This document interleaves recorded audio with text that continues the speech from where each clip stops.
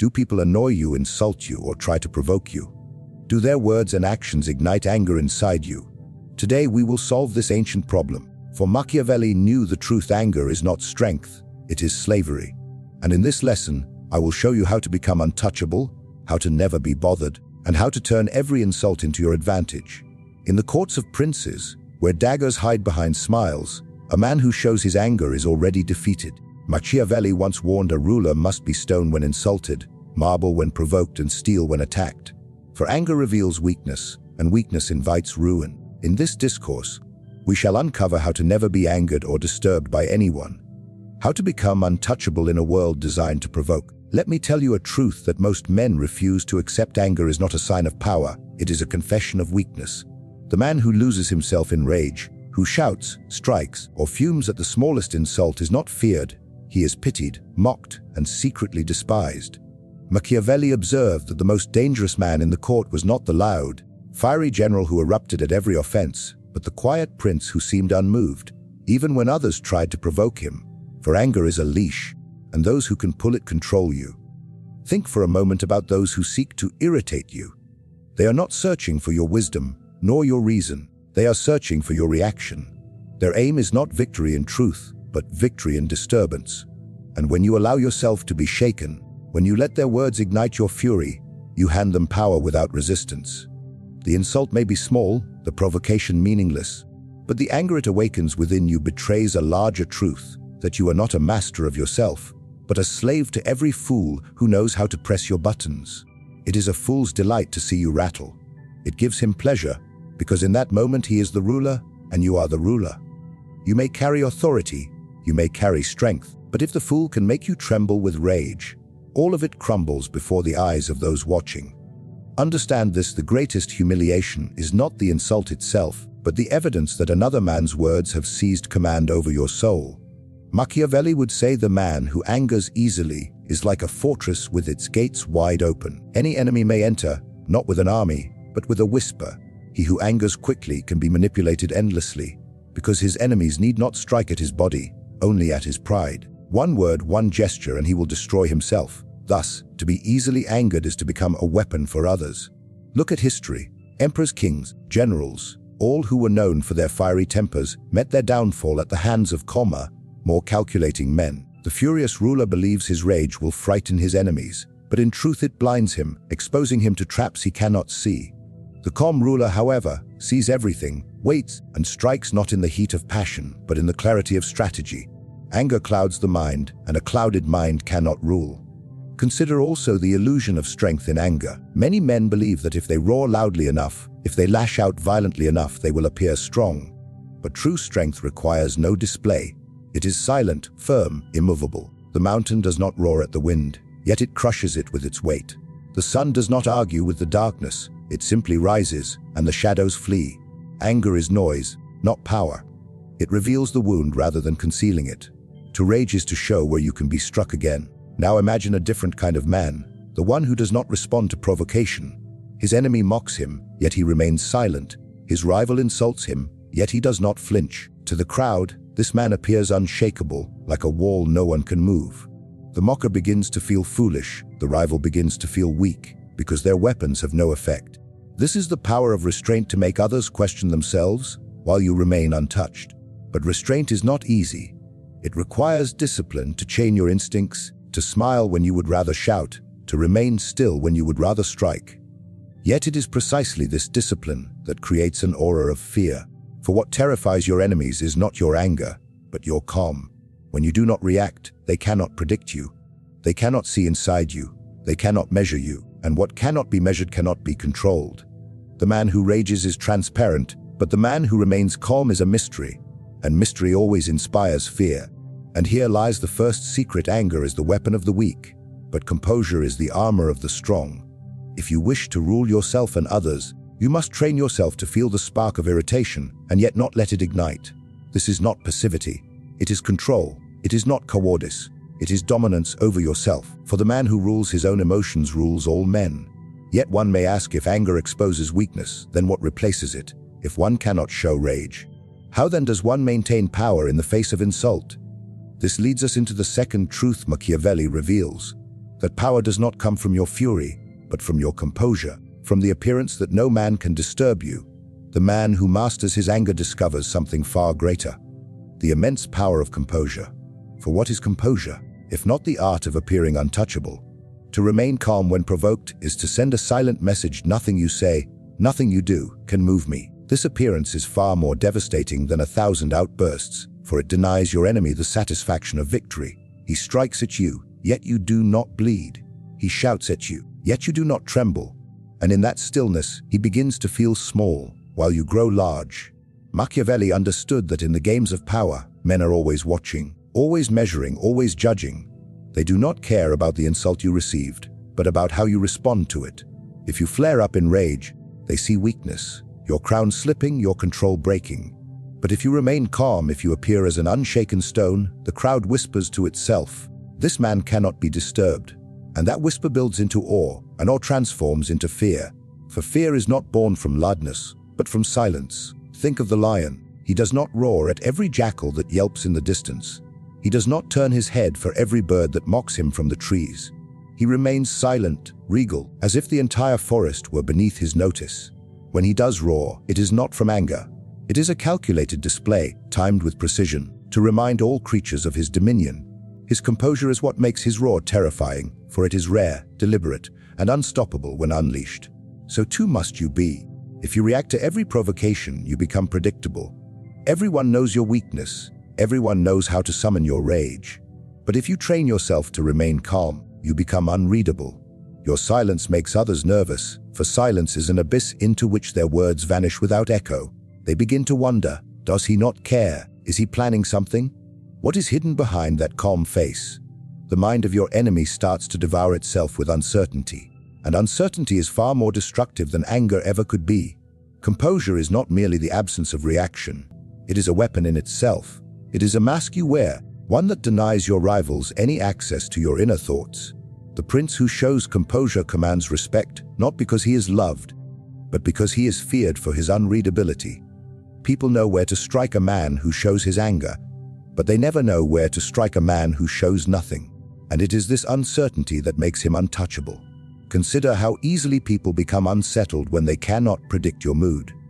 If they insult you and you remain calm, they are robbed of their victory. If they slander you and you appear unmoved, they feel powerless. Your calm presence becomes like a mirror, reflecting their own weakness back at them. The more they attempt to break you, the more broken they themselves become. This is the silent domination of composure. You do not fight your enemies with fury. You let them exhaust themselves against your stillness. But composure also creates a second advantage. It gives you time. Anger blinds, but calmness allows vision. When provoked, the angry man reacts instantly, rashly, often digging his own grave. But the composed man waits, observes, and studies. While others are consumed with fire, he is collecting information, measuring every detail, preparing for the moment when action will serve him best. This delay, this pause, is not weakness, it is strategy. To act with calculation rather than impulse is the true essence of strength. Yet, we must also understand that composure is not natural. It must be trained. Every man feels the sting of insult, the heat of irritation, the fire of provocation. But the difference between the weak and the powerful is that the weak man reveals it, while the powerful man buries it beneath a mask of indifference. It is not that the composed man does not feel anger.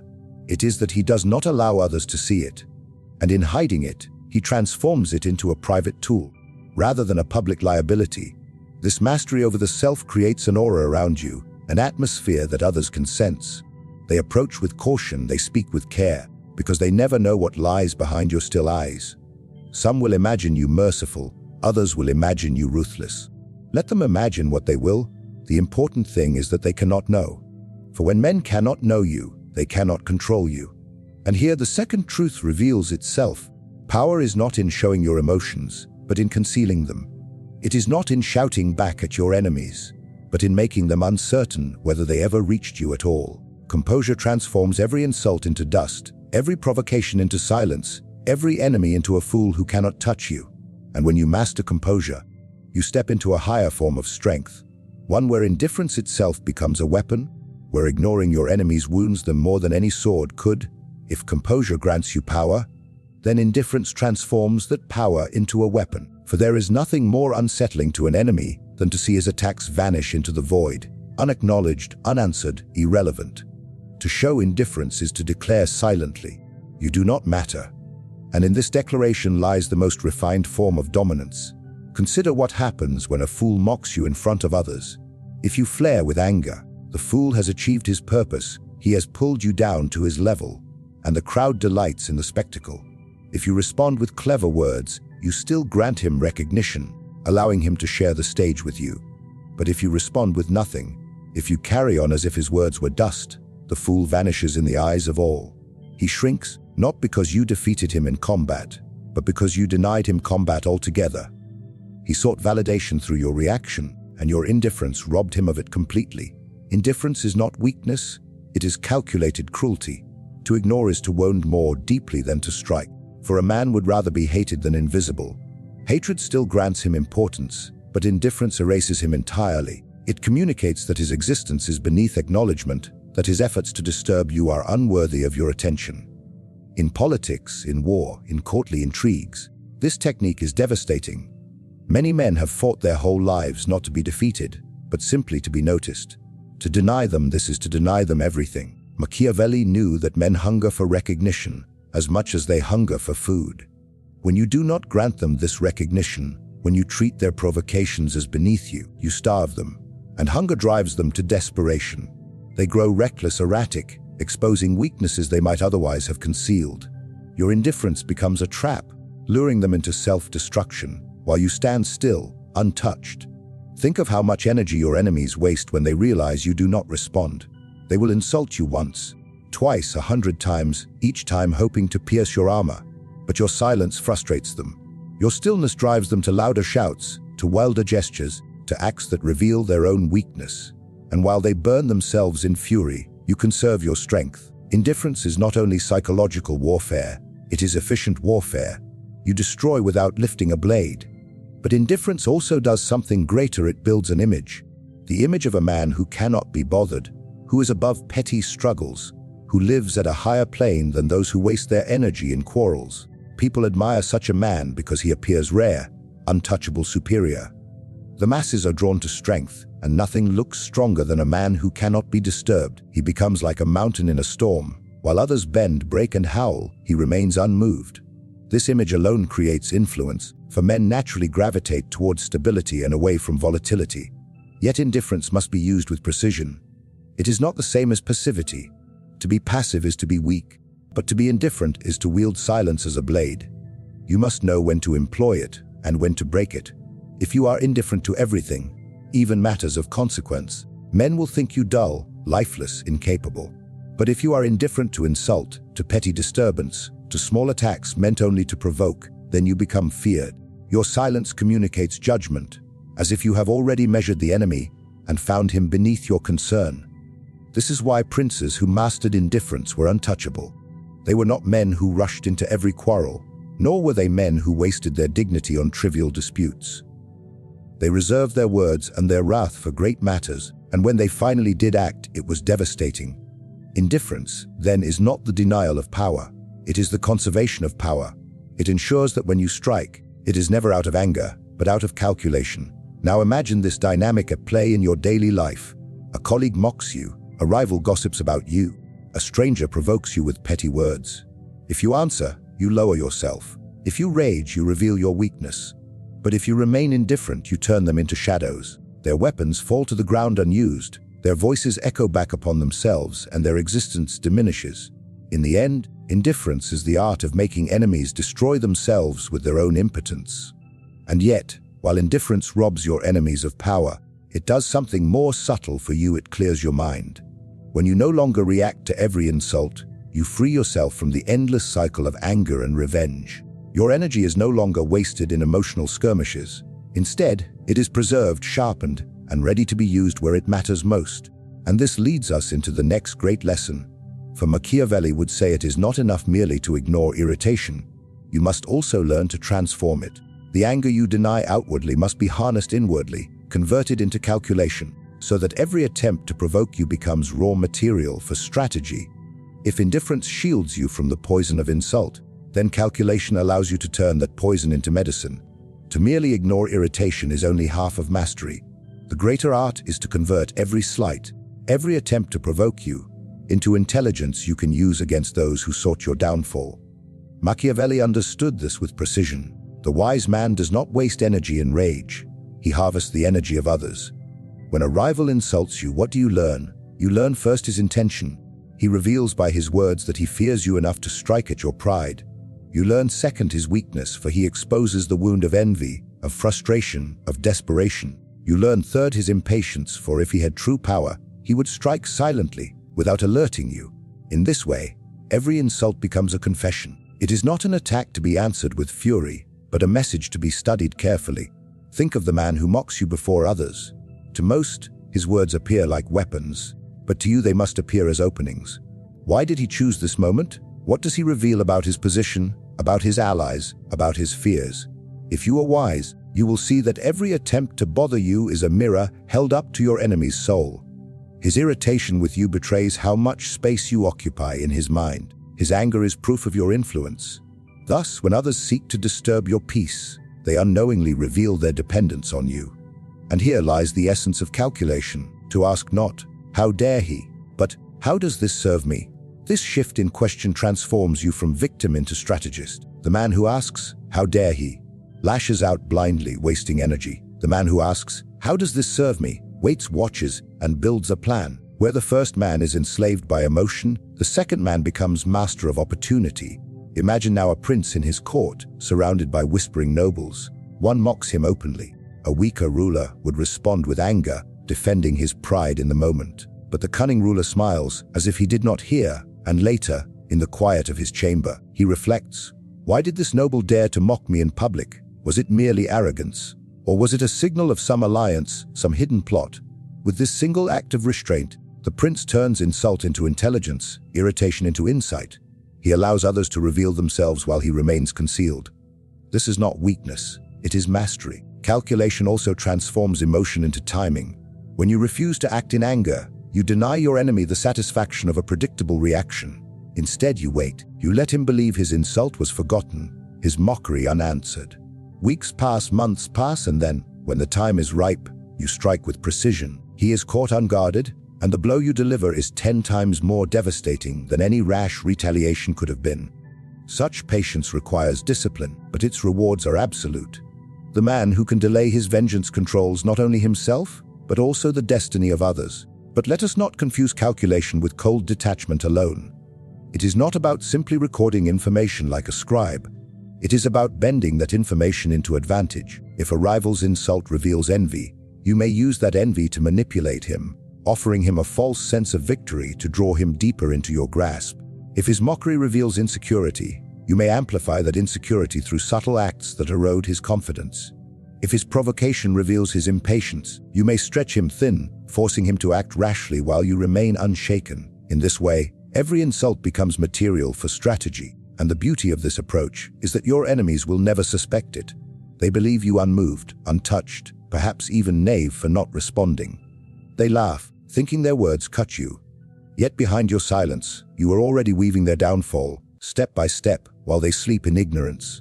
This is the art Machiavelli admired, not the brute display of fury, but the quiet crafting of destiny.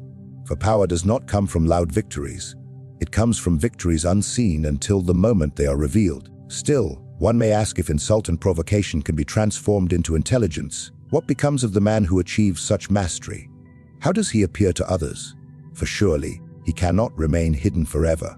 When a man consistently refuses to be provoked, when he turns every irritation into strategy, he begins to take on an aura of invincibility. Others see him as untouchable, not because he cannot be attacked, but because attacks never reach him. He becomes like a fortress whose walls are too high, whose gates are too strong, whose defenders never grow tired. And in this transformation lies the greatest form of control, for he who cannot be provoked commands fear, respect, and silence wherever he goes. The man who converts anger into calculation ascends to a higher throne, for he begins to master not only his enemies but himself. And here lies the great truth: mastery of the self is the foundation of mastery over others. For if you cannot govern your own emotions, how can you expect to govern the actions of men? The prince who rules his people but cannot rule his temper is like a king who wears a crown, but whose throne is built upon sand. At the first storm, it collapses. When you refuse to be provoked, when you remain untouched by insult, you demonstrate something far rarer than strength of body. You demonstrate strength of spirit. Men instinctively fear what they cannot move. They may mock your silence, they may despise your composure, but deep within they tremble. For they know that the one who cannot be provoked holds an advantage that cannot be measured with armies or wealth. He becomes unassailable, a fortress not of stone but of discipline. Machiavelli wrote that it is better to be feared than loved if one cannot be both. But understand this, fear does not always arise from violence or cruelty. Fear is born just as easily from mystery, from control, from the calm presence of a man who does not betray his thoughts. When others attempt to disturb you and fail, they begin to whisper among themselves. If he does not respond, what is he planning? If he cannot be provoked, how dangerous must he be when he chooses to act? This fear is subtle, but it is more enduring than the terror of swords. And so, mastery of the self becomes a spectacle in itself. Imagine standing among rivals, each one eager to prove himself, each one boasting, shouting, scrambling for recognition. And there you stand, silent, calm, unmoved. Without speaking a word, you dominate the room. For men sense hierarchy not only in crowns and titles, but in demeanor. The one who needs nothing, who reveals nothing, who reacts to nothing, towers above those who betray themselves with every outburst. It is as if you stand on a higher plane of existence, looking down upon their struggles. This is how mastery of the self translates into mastery of others. They begin to orbit you not by force, but by inevitability. But there is a second dimension to this power, one even more crucial. When you do not allow others to provoke you, you strip them of their greatest weapon. Men will always attempt to manipulate you through your emotions. Anger, pride, fear, desire. These are the strings by which they hope to control you. Yet if you cut these strings, if you refuse to be moved, they are left powerless. The diplomat who seeks to anger you in negotiation, the rival who seeks to shame you in public, the subordinate who seeks to test your patience, all discover that their efforts vanish like smoke. And when their efforts fail, they lose not only their power over you, but also their confidence in themselves. This is why restraint, far from being a weakness, is the highest form of authority. To restrain your emotions is to show that your soul is sovereign, that it bows to no man's will. Others may possess wealth, weapons, or influence, but if they cannot control themselves, they remain slaves. You, by contrast, become master not because you dominate them with force, but because you reveal that you are governed by nothing but your own reason. Men will follow such a figure, willingly or unwillingly, for the one who rules himself appears destined to rule others. And yet, there is more. Self-mastery does not only protect you from insult, it also prepares you for power. For power is a burden that crushes the undisciplined. The ruler who is swayed by flattery will be deceived. The general who is provoked by taunts will march into traps. The leader who cannot resist his anger will destroy his own alliances. But the one who controls his inner world creates an outer world that bends to his will. His discipline becomes a shield, his composure a sword, his silence a crown. He no longer reacts to the world, he makes the world react to him. Picture a ruler seated on his throne. Courtiers whisper in his ear, rivals scheme in shadows, enemies hurl insults from afar. Yet the ruler does not stir. He listens, but he does not flinch. He observes, but he does not betray emotion. To his allies, he is a source of stability, a pillar they can lean upon. To his enemies, he is an enigma, a figure too calm to be read, too disciplined to be manipulated. And in this balance of awe and uncertainty, he consolidates his power without raising a hand. For the truth is, this men are always searching for a reaction. They test you, they provoke you, they seek to see what lives inside your heart. The moment you reveal it, they know how to control you. But the man who reveals nothing, who keeps his emotions locked away, becomes untouchable. He stands outside the reach of ordinary men, above their games, beyond their petty conflicts. And it is here, in this rare position, that true mastery begins to show its ultimate purpose. For the man who cannot be provoked does not merely protect himself. He reshapes the very battlefield of power, forcing others to play by his rules rather than theirs. And so, we return to the heart of the lesson. To never be angry, to never be bothered, is not the privilege of saints, nor the weakness of those who claim to forgive and forget. It is the strategy of the ruler, the commander, the player of life's great chessboard. Anger is a leash, held by those who know how to provoke it. But calm, unshaken, deliberate, merciless when needed, is the sword that cuts every chain. What you have learned here is not about becoming passive, nor about renouncing power in the name of peace. No, it is about rising above the noise of men, treating their words, their insults, and their judgments as nothing more than smoke dissolving in the air. When you are no longer touched by their petty stings, you become untouchable. You master not only yourself, but also them, for they cannot rule a man who refuses to be ruled by emotion. This is the truth Machiavelli knew, that to win in this world, you must protect your energy, your will, and your mind. Anger is for the weak, for those who lack control. But for the strong, calmness is not silence, it is dominance. It is the assurance that no matter who tries to shake you, they will fail, because you are not chained to reaction. Carry this with you. Do not let others dictate your state. Be cold when the world demands fire, be steady when others collapse, and be cunning enough to turn even the insults of your enemies into weapons of your advantage. When you walk this path, you will never be bothered again, for you will have become the one who cannot be moved.